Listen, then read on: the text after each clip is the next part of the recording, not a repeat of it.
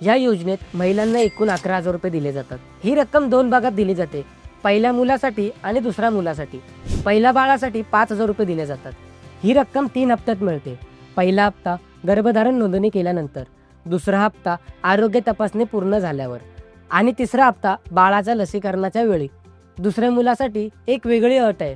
दुसऱ्या क्रमांकाला मुलगी झाल्यास महिलेला 6,000 रुपये दिले जातात। यामागचा उद्देश मुलींचा जन्म वाढवणे हा आहे। ही योजना सर्वांसाठी नाही, महिला 19 वर्षापेक्षा जास्त वयाची असावी, गर्भधारण नोंदवलेली असावी।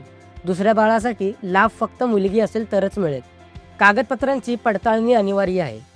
आवश्यक कागदपत्रे: ओळखपत्र किंवा Aadhaar card, bank passbook, ration card, गर्भवती महिलेचा मेडिकल रिपोर्ट, मोबाईल नंबर आणि गर्भधारण नोंदणीचा पुरावा।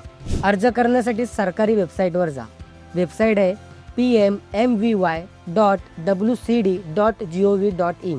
तिथे अप्लाय ऑनलाईनवर क्लिक करा। फॉर्ममध्ये तुमची माहिती भरा, कागदपत्रे अपलोड करा आणि फॉर्म सबमिट करा।